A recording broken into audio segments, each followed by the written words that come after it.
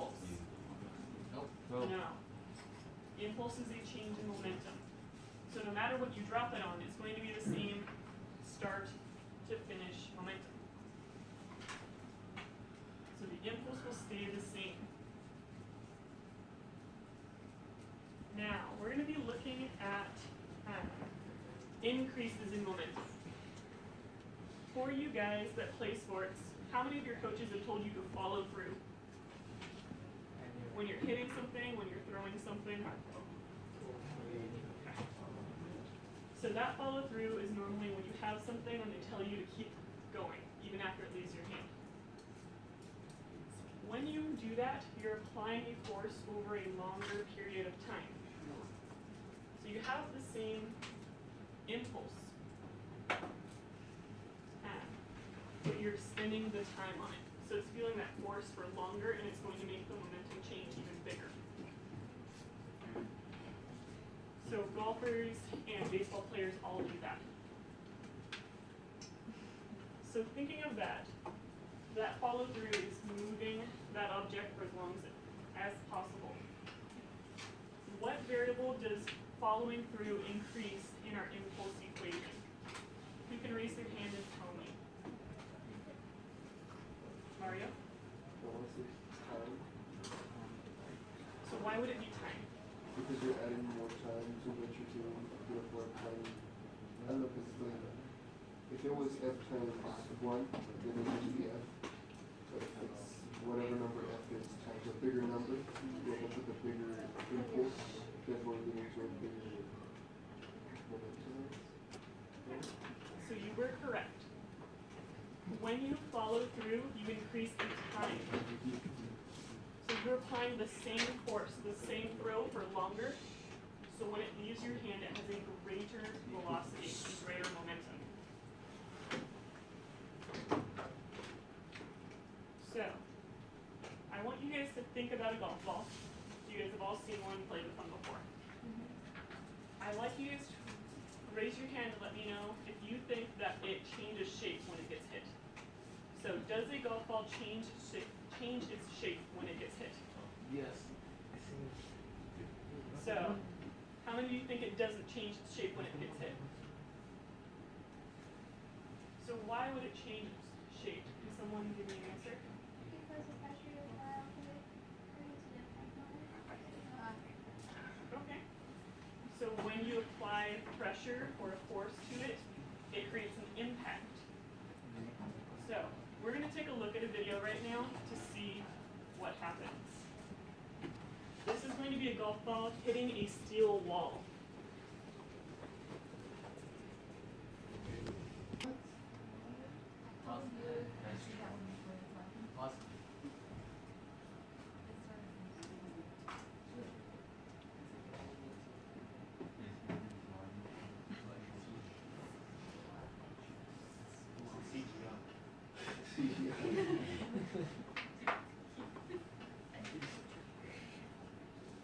Like, it Blows up.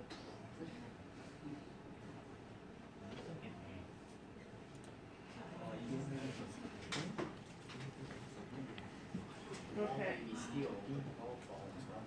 So how many of you guys were surprised by how much it changes its shape?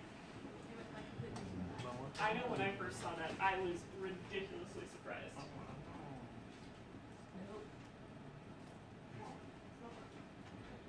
So, if you are not touching the golf ball, do you apply a force? No. No, you do not apply a force unless you are touching the golf ball. When you strike the golf ball, it starts to distort. Can anyone tell me what distort means? force it to move. So like, Can someone help him? So it deforms, it changes shape. So when you hit the golf ball, it starts to change shape, and it continues to change its shape to get that really flat look until it comes up to speed. Once it comes up to speed, it comes back to its normal shape and it starts to fly off. So you can see slow motion videos of baseballs and soccer balls and things like that. When soccer ball, it starts to go flat a little bit in the area where you are kicking it until finally it gets the speed that you were getting it up to, and then it comes back to normal shape and flies off.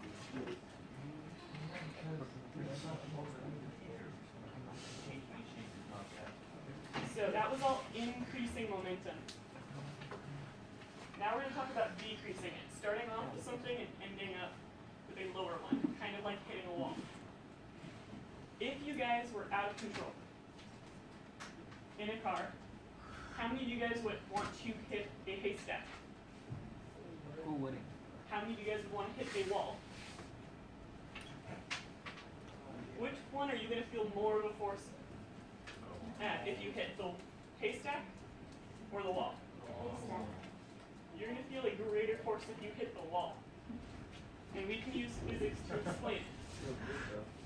So, if you're in a runaway car like this guy here, he's got a very big velocity. When he hits that haystack, he extends the time the force is felt for him. The longer you feel the force, the bigger the time is, the smaller the force you feel is, because it has the same impulse. You have the same impulse, but you either increase your time and decrease your force, or decrease your time and increase your force. So, this guy is okay, because he had a really large time and a small force. So then, when it comes to the relationship between force and time, if you increase your time and your force decreases, what kind of relationship is that? Inversely proportional. I would suggest writing that down. Force and time are inversely proportional. If you increase your time, you are going to feel less of a force. When you hit a haystack, you increase your time so you feel less force. If you're in that same car, and in that same car, you're going the same speed, but then you hit a wall, you have a lot less time. There's no give in the wall to slow you down. So you have a very small time and a very large force. A fatal force, most likely. So you have a small time and a large force. They're inversely proportional. You keep the same impulse, though. The same change in momentum. You were going very fast with a large momentum. You stopped and had no momentum. So, has anyone ever boxed here before? Okay.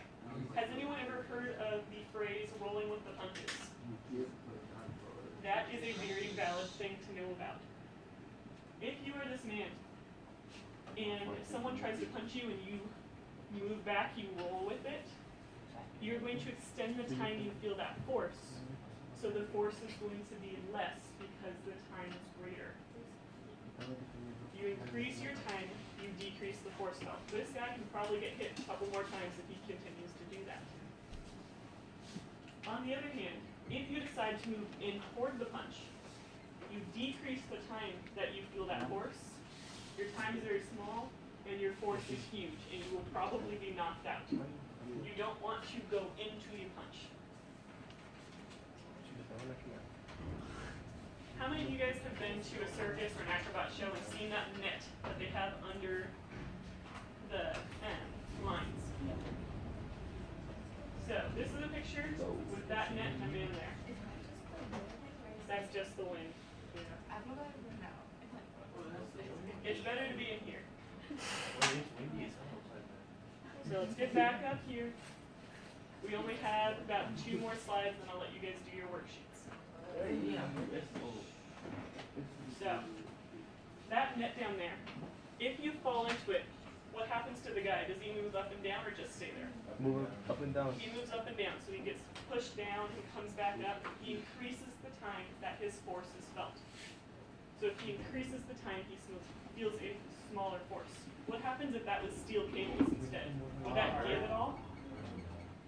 No, there would be no give, so you have a very small time and a very large force on that man or woman. Might as well just be landing on concrete. You might as well, yeah, be landing on concrete because the force you feel will be very small. Grass you have a little give but not much. So, I'd like you guys to think about the relationship between force and time. If a boxer is able to make the contact time 5 times longer by riding the punch, how much will the force of the punch decrease? By 5 times. If you increase time by 5 times, you decrease force by 5 times. Because they're inversely proportional. So, who can tell me what are the 2 factors that affect impulse?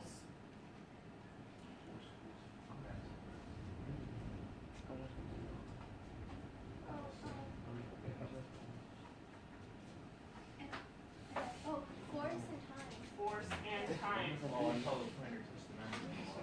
So force and time are the 2 things that affect impulse. So, I'm going to hand out your worksheet. If you finish it in class, you may come back to me and I will mark it off as done. Make sure you keep this because it's a very good study tool for Friday.